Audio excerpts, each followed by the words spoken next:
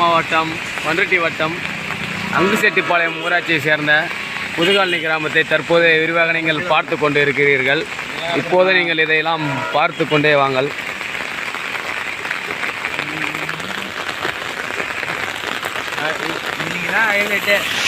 எல்லாத்துலையும் போடுறான்.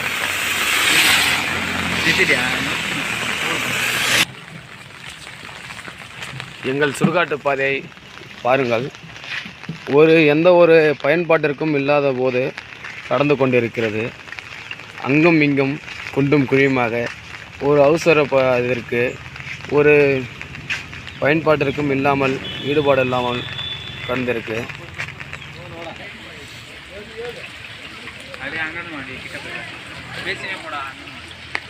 இப்போது பாருங்கள் நம்ம அங்கன்வாடியை.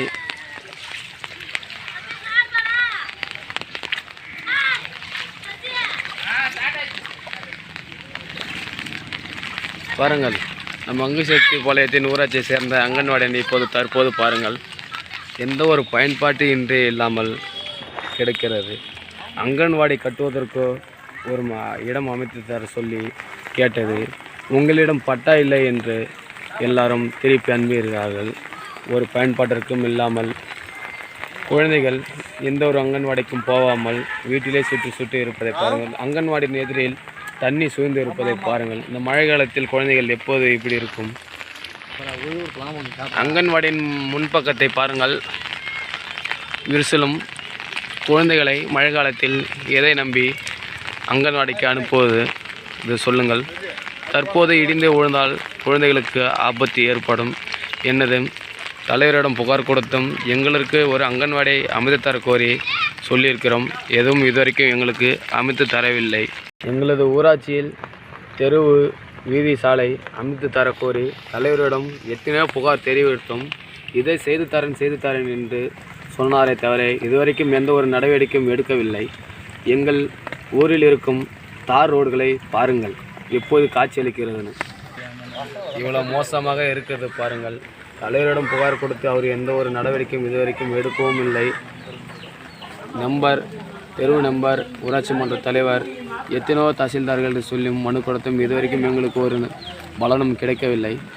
பாருங்கள், இது மழைக்காலம். நோய் தொற்று ஏற்பட்டால் என்ன பண்ணுகிறது?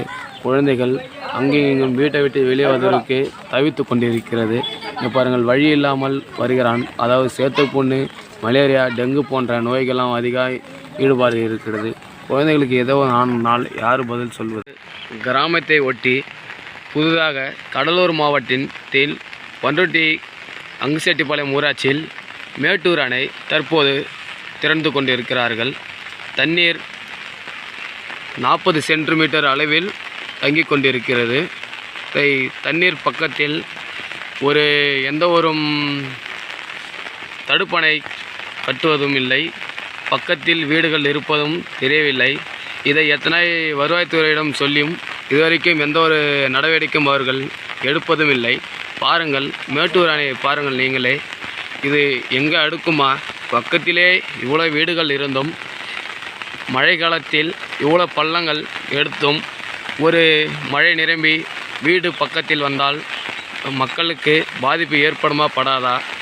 இது ஊராட்சி மன்ற தலைவரும் இதுவரைக்கும் நடவடிக்கை எடுக்கவில்லை. வருவாய்த்துறையிடம் சொல்லியும் இதுவரைக்கும் ஒரு நடவடிக்கையும் இதுவரைக்கும் எடுக்கவில்லை. நீங்களே பார்த்து கொண்டிருங்கள். மேட்டூர் அணைக்கு தண்ணீர் செல்லும் வழி பாருங்கள், பக்கத்திலே பாருங்கள். ஊராட்சியில் இருக்கும் சுகாதார பணித்துறை கூட எந்த ஒரு சுகாதாரமின்றி நோயின்றி வாழ்வதற்கு எந்த ஒரு நடவடிக்கையும் இதுவரைக்கும் எடுக்கவில்லை. குப்பை தொட்டி அமைத்து தந்தார்களே தவிர அதை பயன்பாட்டிற்குள் எப்படி வைத்திருக்கணும் என்று நமது ஊராட்சிக்கு இதுவரைக்கும் தெரியவில்லை.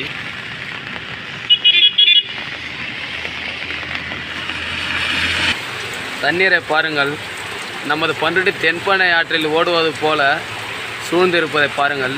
வீட்டிற்குள்ளே தண்ணி போவதை பாருங்கள்.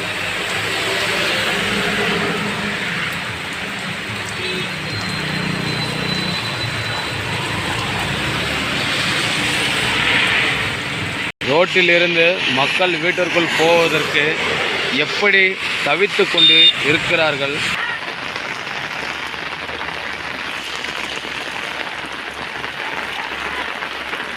வீடுகளில் தண்ணீர் சூழ்ந்து இருப்பதை பாருங்கள்.